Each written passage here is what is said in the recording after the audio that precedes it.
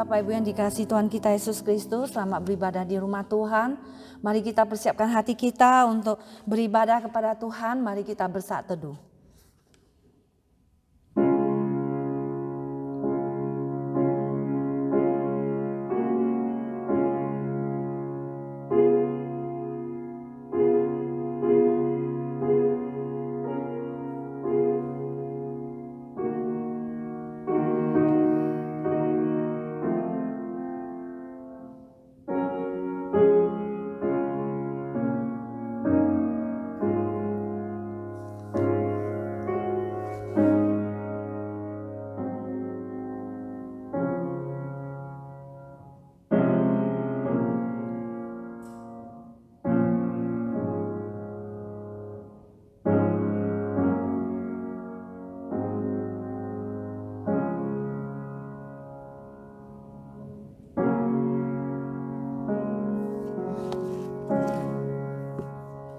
Tuhan itu Raja, maka bangsa-bangsa gemetar. Ia duduk di atas kerub-kerub, maka bumi goyang. Tuhan itu maha besar di Sion dan ia tinggi mengatasi segala bangsa. Biarlah mereka menyanyikan syukur bagi nama-Mu ya besar dan dahsyat. Kuduslah Ia, Raja yang kuat yang mencintai hukum. Engkaulah yang menegakkan kebenaran, hukum dan keadilan di antara keturunan Yakub. Engkaulah yang melakukannya. Tinggikanlah Tuhan Allah kita dan sujudlah menyembah kepada tumpuan kakinya. Kuduslah Ia. Kebaktian hari ini kita mulai demi nama Allah Bapa, Allah Putra dan Allah Roh Kudus. Turunlah kiranya kasih dan damai sejahtera atas kita sekalian. Saudara sekalian, kita akan memuji Tuhan nomor 28, Mulia, Majesty.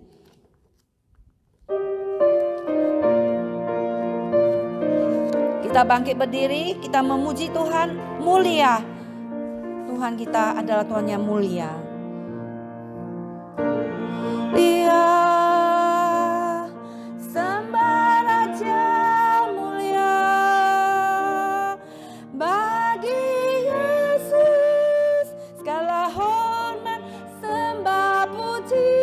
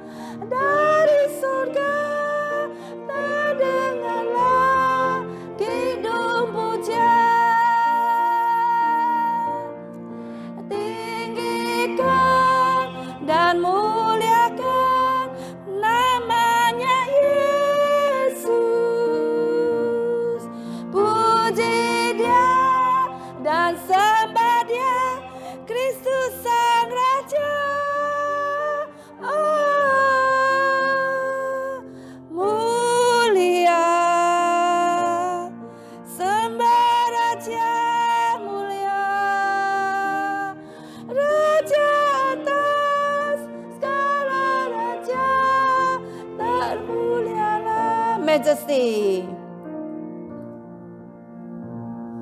Majesty,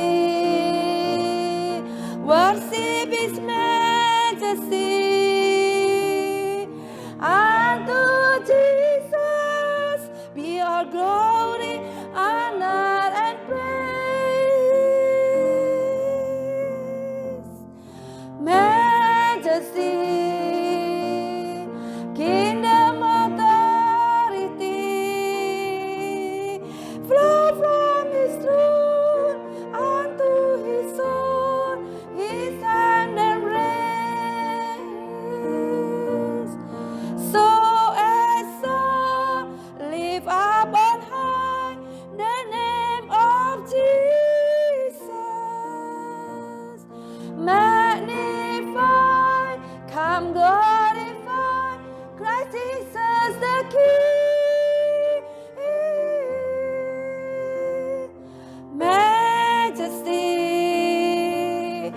worship His Majesty.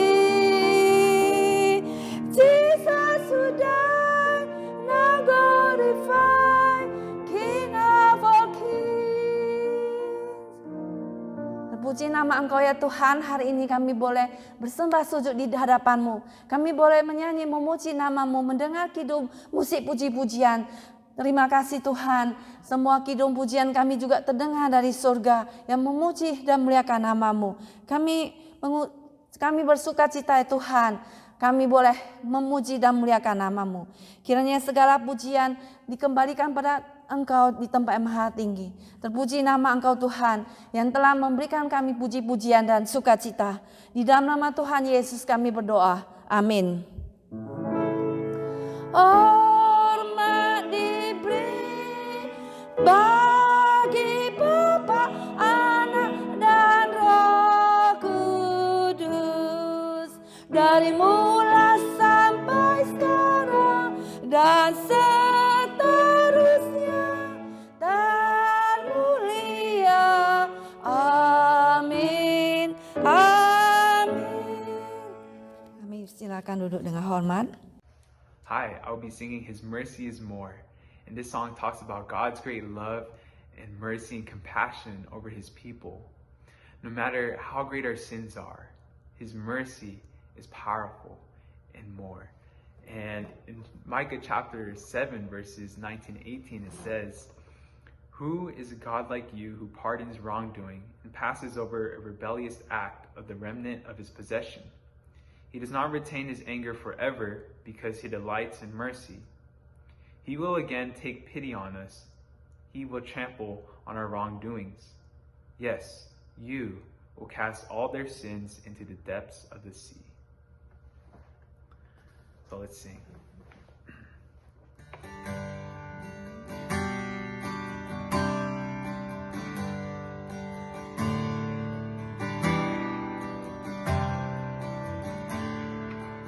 Love could remember no wrongs we have done. Omniscient, all-knowing, He counts not their sum. Thrown into a sea without bottom or shore. Our sins, they are many, His mercy is more. Praise the Lord, His mercy is more.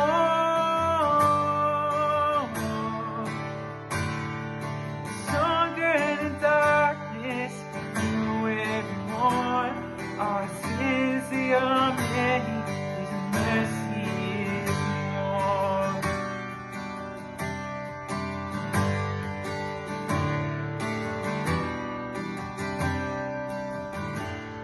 But patience will wait as we constantly roam.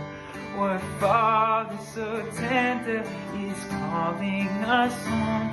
He welcomes the weakest, the vilest, the poor.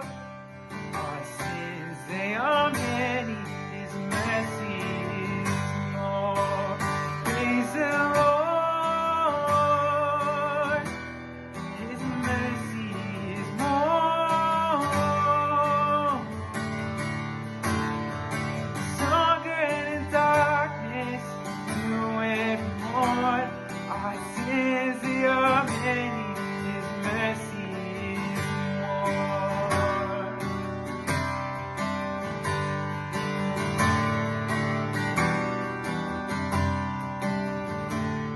For riches of kindness He lavished on us. His blood was a payment, His life was a cost. We stood neath the debt we can never afford. Our sins, they are many, His mercy is more. Praise the Lord, His mercy is more. Stronger than darkness, new every morn. Our sins, they are many, His mercy is more. Praise the Lord, His mercy is more. Stronger than darkness, new every morn. Our sins, they are many, His mercy is more. Our sins, they are many, His mercy is more. My sins are many, His mercy is more.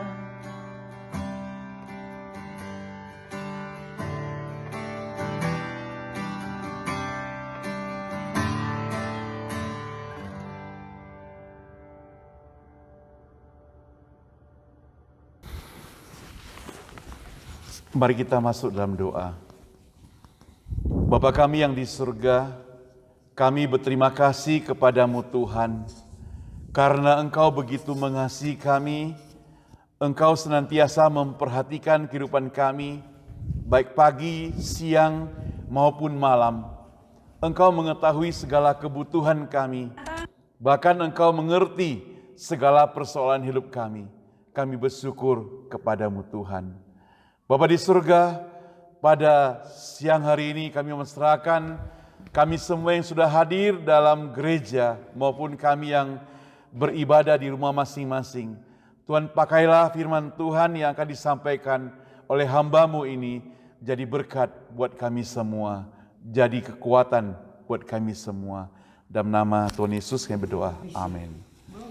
Hari ini kita akan sama-sama baca Alkitab, saudara. Kita lihat Perjanjian Lama, Amsal pasal 3. Amsal pasal 3 ayat 1 sampai ayat ke-9. Amsal 3 ayat 1 sampai ayat ke-9. Demikian firman Tuhan.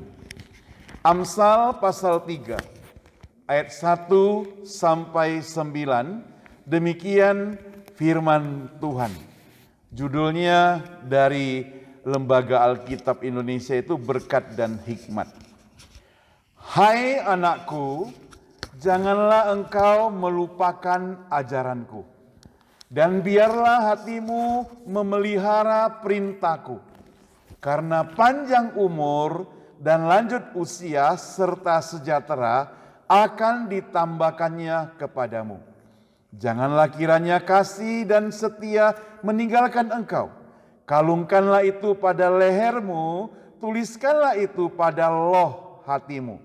Ayat keempat, maka engkau akan mendapat kasih dan penghargaan dalam pandangan Allah serta manusia. Ayat kelima, percayalah kepada Tuhan dengan segenap hatimu, dan janganlah bersandar kepada pengertianmu sendiri.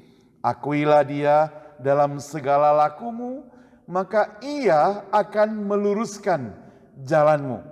Janganlah engkau menganggap dirimu sendiri bijak. Takutlah akan Tuhan dan jauhilah kejahatan.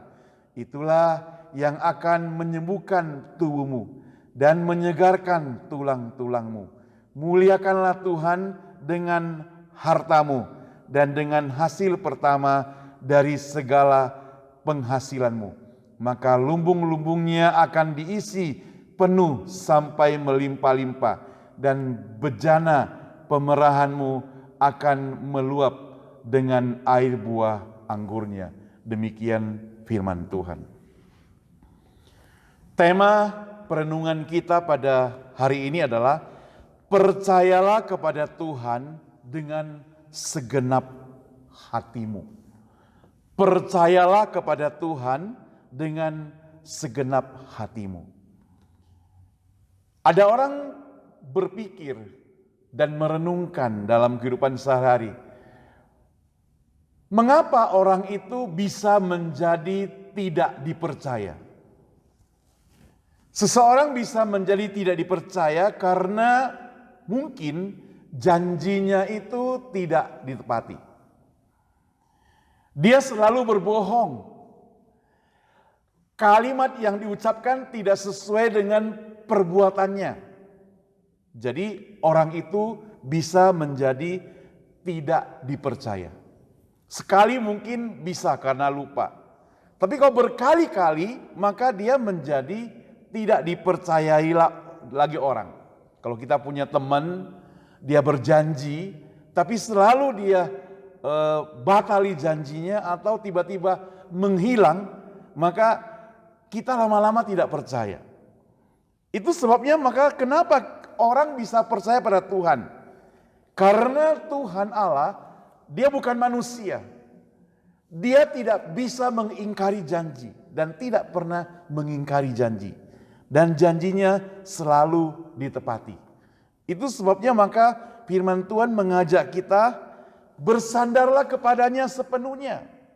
Nah, hari ini kita akan bersama-sama belajar bersandar kepada Tuhan sepenuhnya.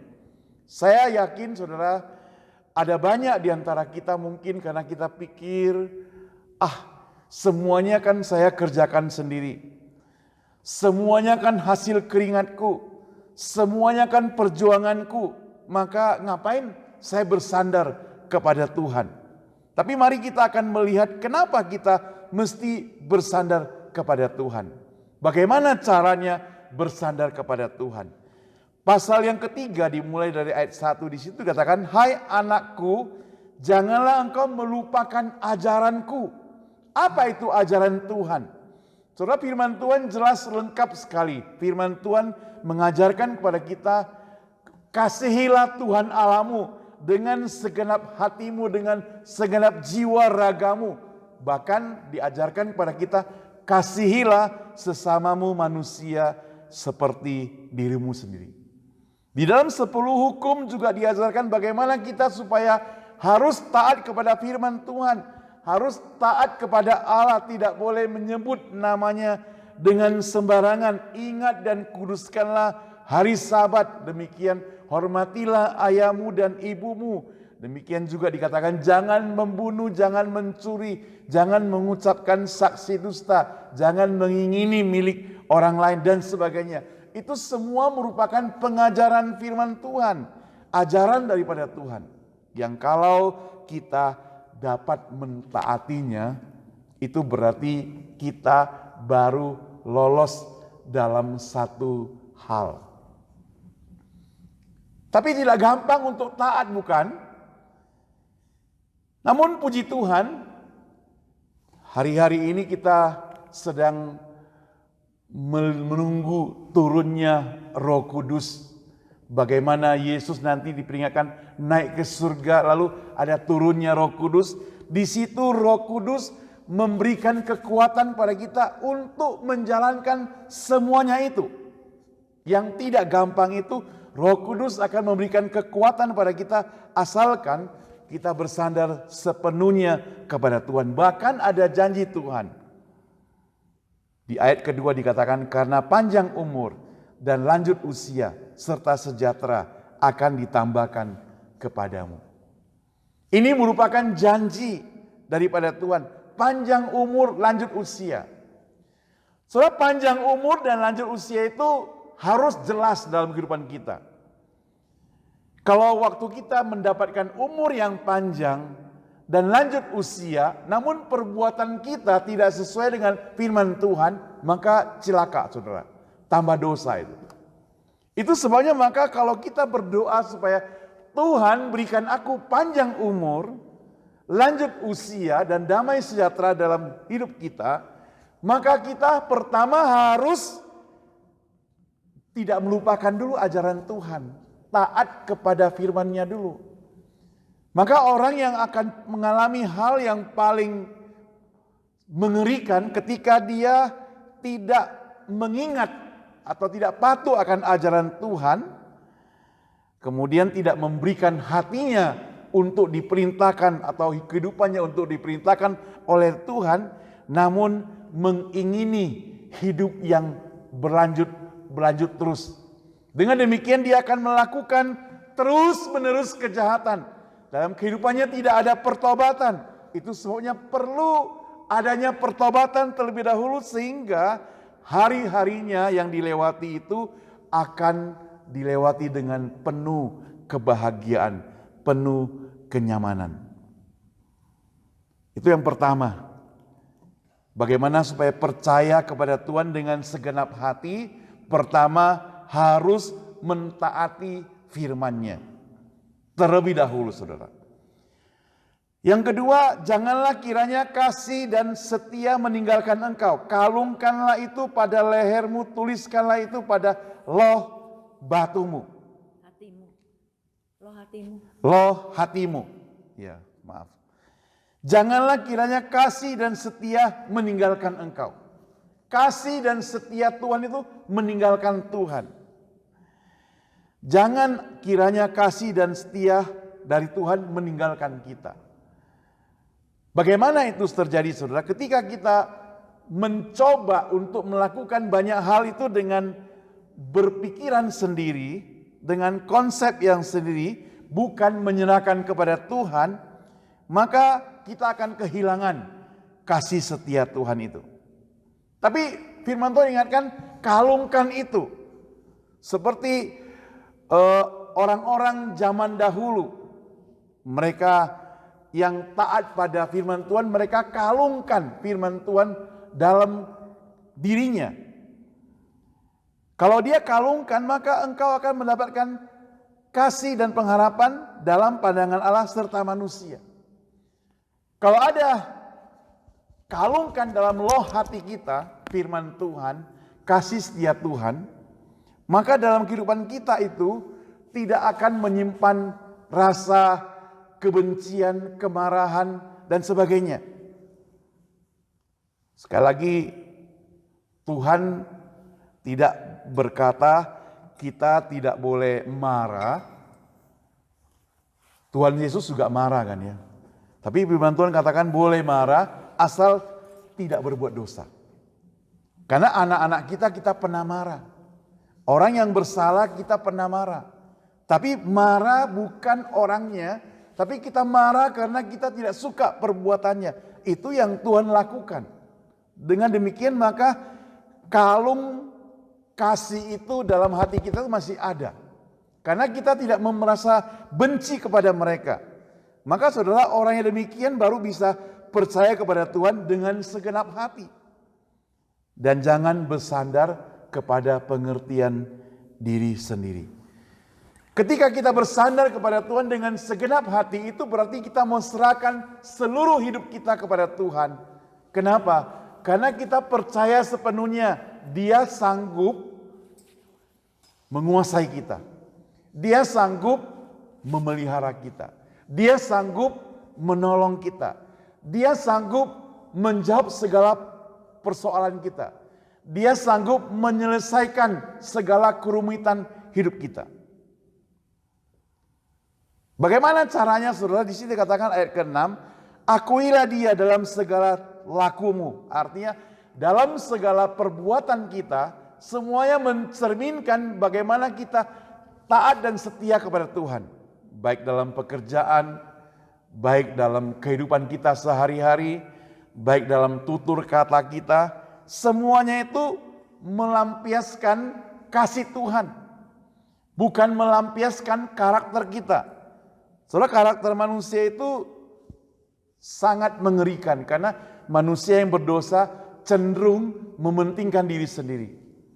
Manusia yang berdosa cenderung menang sendiri.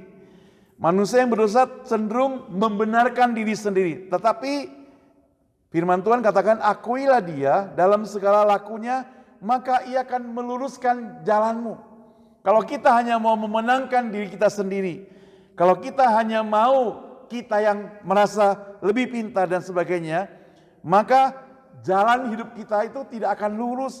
Tapi kalau kita mengakui Tuhan yang menolong kita, bersandar sepenuhnya kepada Dia, kemudian menyerahkan segenap hati kita kepadanya, maka jalan kehidupan kita akan menjadi lurus. Janganlah engkau menganggap dirimu sendiri bijak. Takutlah akan Tuhan dan jauhilah kejahatan. Perhitungan kita itu kadang-kadang tidak selalu tepat. Perhitungan manusia tidak selalu tepat. Kadang kita selalu merasa khawatir ya, kita berpikir apa yang bakal terjadi. Apa yang bakal terjadi dalam hidup kita. Kita tidak bisa tidur, karena ada persoalan, kita kadang mungkin makan menjadi tidak merasa nafsu makan berkurang. Semuanya kita menjadi tidak nyaman. Sampai pada semua kejadian itu sudah terlewati, sudah bebas, maka kita sadar bahwa ternyata selama ini apa yang aku khawatirkan, apa yang aku permasalahkan, apa yang aku takutkan, semuanya tidak ada. Kenapa? Bukan karena kekuatan saya, buktinya saya takut. Bukan karena kekuatan saya, buktinya saya merasa khawatir. Tapi kenapa? Karena Tuhan Allah selalu mendampingi kita. Karena Tuhan Allah selalu memelihara kita. Karena Tuhan Allah selalu membuka jalan kepada kita. Sehingga kita bisa percaya kepada Dia dengan sepenuhnya, segenap hati. Segenap hati itu artinya seluruh hati kita, sepenuhnya, tidak ada yang tinggal, tidak ada yang sisa. Serahkan semuanya kepada Tuhan, sehingga Tuhan yang mengatur segala-galanya. Dan di situ dikatakan, janganlah engkau menganggap diri sendiri bijak, takutlah akan Tuhan dan jauhilah kejahatan. Kenapa saudara? Karena kalau kita menganggap diri kita sendiri yang bijak, maka kita bisa bertindak hal-hal yang salah. Karena kita selalu membenarkan diri kita, mungkin itu perbuatan yang salah kita juga anggap benar, mungkin itu perbuatan yang tidak berkenan di hadapan Tuhan juga kita anggap benar, karena kita pikir itu dari pikiran kita, bukan dari pikiran Tuhan. Manusia yang sudah berdosa selalu berpikir pikiran yang banyak yang tidak sesuai dengan firman Tuhan. Tapi manusia yang sudah diselamatkan oleh Tuhan, mau bersandar pada Tuhan, dia akan berpikir dengan pikiran yang seiring dengan diperintahkan oleh Tuhan. Saudara, waktu Petrus di Taman Getsemani, dia mengeluarkan pedangnya untuk memotong telinga Malkus yang putus itu, prajurit. Dia pikir tindakannya itu benar. Tapi itu tindakan berdasarkan pikirannya sendiri. Waktu dia menarik Yesus, karena Yesus mau pergi ke Yerusalem, dia tarik-tarik tangannya atau dia mencegah. Itu juga dia pikir pikirannya itu, tindakannya itu benar. Lalu waktu Yesus sudah disalibkan, kemudian minggu-minggu lalu Ibu Susan ada khotbahkan mengenai bagaimana dia ambil keputusan untuk menangkap ikan. Dia pikir keputusannya itu benar. Ternyata Tuhan tidak menghendaki. Tuhan tidak mau dia menangkap ikan. Memang dulu dia pernah nangkap ikan, tapi Tuhan tidak mau dia seperti dulu lagi. Tuhan mau dia berubah. Kalau dulu menangkap ikan, sekarang menjala manusia, mencari manusia. Tuhan mau pakai dia. Dia juga tidak punya alasan. Dia tidak bisa katakan alasan saya ini kelemah. Saya pernah menyangkal Yesus, dia juga tidak bisa katakan itu. Kenapa? Karena Tuhan mau pakai orang yang lemah. Tuhan mau pakai orang yang pernah menyangkal. Orang itu justru akan diperbaharui. Jadi saudara, pikiran-pikiran kita yang salah akan diperbaharui oleh Tuhan. Kalau kita bersandar sepenuhnya kepada Tuhan. Waktu dia menangkap ikan Petrus, kemudian dia ulurkan jalannya. Tuhan Yesus katakan di situ tidak ada pindah ke tempat lain. Apa yang dia katakan? Mestinya dia lawan kan? Ah, kamu mau tahu apa? Kamu anak tukang kayu kok. Saya ini loh, tukang tangkap ikan yang mahir. Saya tahu bagaimana cara menangkap ikan. Bagaimana anak tukang kayu mau ngajar saya menangkap ikan? Dia tidak sampai menggerutu, mengomel-ngomel demikian. Alkitab mencatat dia taat. Dia pindahin jalannya dan dia tampakkan ikan yang banyak. Jadi ada ketaatan. Kalau jalan kita salah, perlu ketaatan supaya kita berbalik kepada Tuhan. Yang menjadi pertanyaan adalah selama hidup kita sampai hari ini, lewati COVID-19 yang sekarang masih senyap-senyap masih ada suaranya, ya. Bagaimana sikap kita kepada Tuhan? Apakah kita bersandar sepenuhnya pada Tuhan? Saudara, kalau kita mendengar berita dan kita mendengar kabar dari teman-teman kita hari ini, jangankan yang dari luar, kalau teman kita, kalau yang ada Facebook, dari Facebook saja, kita lihat satu-satunya mungkin sudah tercoret, orangnya gak ada lagi. Lalu bagaimana kalau Tuhan tetap izinkan kita hari ini masih boleh duduk di sini dengan tubuh yang sehat dan tubuh yang kuat? Apakah ini bukan merupakan satu pemeliharaan Tuhan yang begitu luar biasa kepada kita? Saudara, percayalah kepada Dia, karena Yesus datang ke dunia ini bukan hanya Dia rela berkorban untuk kita, tapi dirinya sendiri Dia korbankan untuk kita. Itu membuktikan bahwa Dia menyerahkan sepenuh hidupnya untuk kita, supaya kita juga mau menyerahkan sepenuh hidup kita kepada Tuhan dan percaya kepadanya. Karena kasih-Nya itu begitu luar biasa. Kasih dari manusia terbatas, apalagi kasih dari teman-teman. Teman yang baik melihat kita dompetnya tebal, temannya juga banyak. Kalau dompetnya sudah kosong, temannya mulai sedikit. Ya. Temannya sudah mulai berkurang. Jadi dia berteman dengan kita hanya melihat dompet kita gitu. Kasihan sekali. Bukan sungguh-sungguh berteman. Kalau kita mau berteman dengan sungguh hati, artinya pada waktu kita susah, dia ada di samping kita, itu teman yang paling baik. Kalau waktu senang, di mana-mana banyak teman.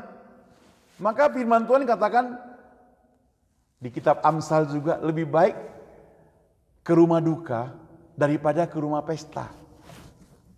Soalnya kalau ke rumah pesta, itu sudah pasti senang orang, pakai pakaian yang bagus, memamerkan pakaian baru dan sebagainya. Kita senang, kita diundang, angpaunya juga bisa tebal, kasihkan. Tergantung dia makan di mana. Di restoran yang mahal makin tebal lagi gitu. Maka firman Tuhan katakan lebih baik datang ke rumah duka daripada ke rumah pesta. Waktu kita ke rumah duka, orang itu sedang perlu dihibur. Orang itu sedang memerlukan teman. Orang itu sedang berduka cita. Orang itu sedang perlu adanya penghiburan. Kita datang, kita bersama-sama dengan orang itu. Sama-sama merasakan bagaimana menderitanya. Sama-sama merasakan bagaimana susahnya. Nah, itulah teman yang paling baik. Teman yang penuh dengan jempol. Jadi zaman sekarang kan kita banyak teman. Teman melalui Facebook yang tahu nama kita tapi gak pernah ketemu. Itu ada ya. Tahu namanya tapi gak pernah ketemu. Ada teman yang lebih dekat, teman SD. Dulu kita kenal baik, sudah lama gak ketemu lagi. Nah, sekarang mulai kenal kembali melalui Facebook. Ada lagi tetangga. Dulu kita akrab dengan mereka, dekat sekali dengan mereka, sudah pisah lama sekali, jarang ketemu. Sekarang sudah tahu mereka, telepon balik itu pun hanya 1 minggu, sekarang sudah lupa lagi. Maka firman Tuhan juga katakan, apa artinya orang-orang yang dekat dengan kita tapi jauh? Lebih baik tetangga kita. Ya. Lebih baik tetangga kita yang dekat itu. Jadi dengan demikian maka orang yang dekat dengan kita, kita perlu mengasihi mereka dengan sungguh-sungguh lah. Bukan berarti kita gak boleh mengasihi orang yang jauh-jauh, bukan. Yang dekat dengan kita, yang kita kenal baik hari ini. Saudara, Yesus tidak pernah meninggalkan kita karena kita dalam keadaan kesulitan. Tidak pernah. Justru dalam keadaan sulit, Yesus datang kepada kita. Justru waktu dalam kesusahan, Yesus datang kepada kita.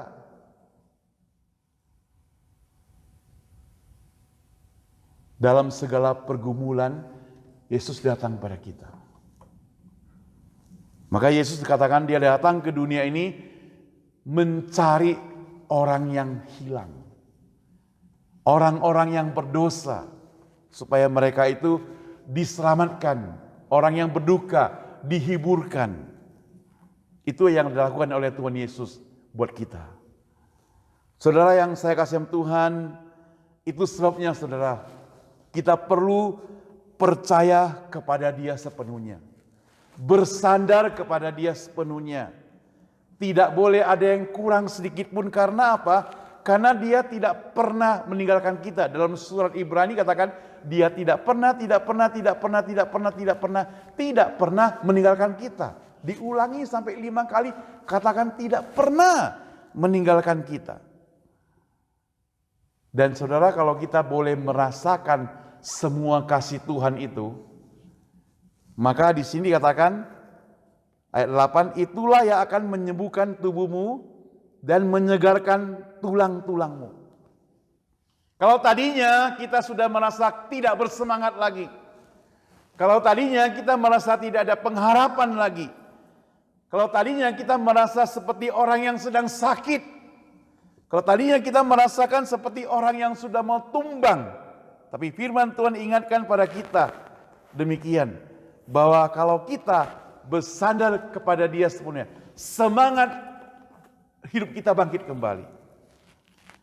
Karena Dia menyembuhkan kita, Dia menyegarkan tulang-tulang kita. Belakangan ini banyak orang yang kena penyakit tulang, yang sana sikit, sana sini sakit. Kalau kita doa di persekutuan doa, sakit pinggang, ya, punggung sakit, tangan sakit, semua itu kan sakit-sakit kan ya. Jadi tulang-tulang semua merasa sakit. Teman saya bilang begini, itu karena COVID-19 membuat kita bisa sakit macam-macam itu. Ya.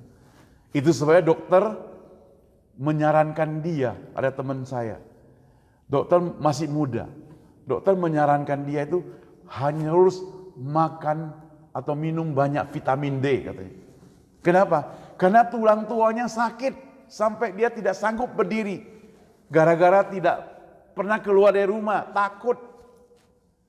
Matahari bersinar, dia gak dapat. Karena melalui kaca begini, dia gak bisa lagi. Harus keluar. Kalau keluar dia takut. Nah saudara yang dikasih Tuhan, jadi tulang-tulang kita jadi sakit. Dan kalau tulang-tulang kita sakit kan susah. Jalan juga susah, duduk juga susah, tidur juga susah. Gak bisa malah tulang-tulang sakit. Tapi firman Tuhan katakan, orang yang tinggalkan Tuhan, tidak percaya pada Tuhan, seperti orang yang tulang-tulangnya sakit.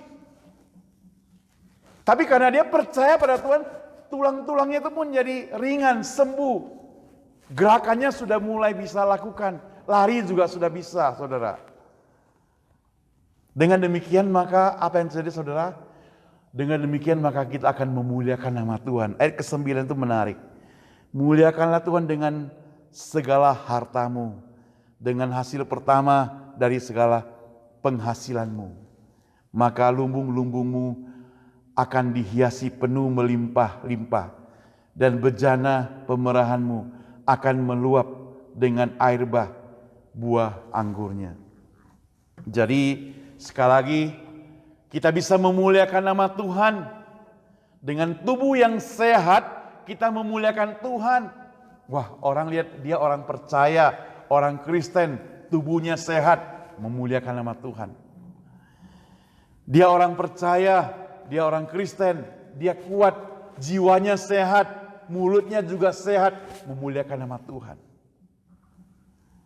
Belakangan memang ada istilah yang dimunculkan oleh anak-anak muda, kata-kata toksik, ya, kata-kata beracun. Sebenarnya itu sudah lama kata-kata beracun. Jadi mulut kita itu bisa keluar racun. Mulut kita itu bisa juga jadi madu. Makanya waktu kita masih muda dengar madu dan racun ada di tanganmu kan ya. Madu dan racun. Jadi mulut bisa keluarkan madu, mulut bisa keluarkan racun. Waktu dia keluarkan madu, bagus. Memberi semangat, kekuatan. Ada kegembiraan karena manis. Tapi waktu dia keluarkan racun, pahit dan bisa mematikan. Dengan demikian saudara, kalau kita tidak memuliakan Tuhan, maka mulut kita pun tidak memuliakan Tuhan. Keluarnya racun. Mulut yang memuliakan Tuhan, dia akan keluarkan madu. Sehingga dia bukan hanya memuji Tuhan dengan mulutnya, tapi dia bisa memuji Tuhan dengan segala berkat Tuhan. hartanya bisa dipakai untuk memuliakan nama Tuhan. Karena dia tahu hartanya itu merupakan titipan. Makin banyak titipan dari Tuhan, makin besar tanggung jawabnya. Makin banyak, makin besar tanggung jawabnya kepada Tuhan. Tapi jangan takut. Semakin kita bertanggung jawab pada Tuhan, Tuhan makin akan memberikan pada kita tanggung jawab yang lebih besar. Maka dikatakan barang siapa yang setia dalam perkara-perkara kecil, maka dia akan setia dalam perkara-perkara yang besar. Kiranya Tuhan Yesus memberkati kita sekalian. Mari kita berdoa. Ibu Susan pimpin kita berdoa. Mari kita masuk ke dalam doa. Bapa Surgawi, kami mengucapkan syukur dan terima kasih kepada Engkau ya Bapa.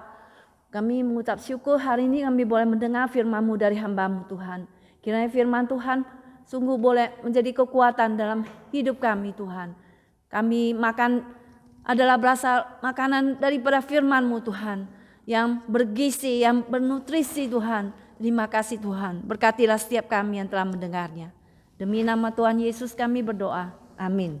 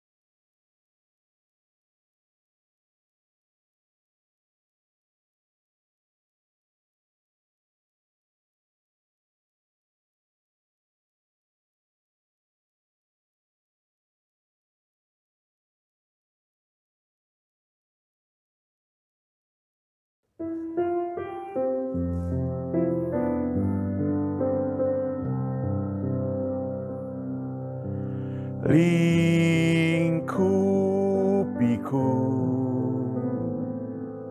dengan sayapmu, naungiku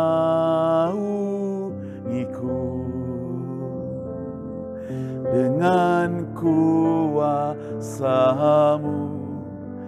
Di saat badai bergelora, ku akan terbang bersamamu. Bapa, Kau Raja atas semesta, ku tenang sebab Kau Allahku. Ku tenang sebab Kau Allahku. Di saat badai bergelora, ku akan terbang bersamamu. Bapa, Kau Raja atas semesta, ku tenang sebab Kau Allahku. Ku tenang sebab Kau Allahku.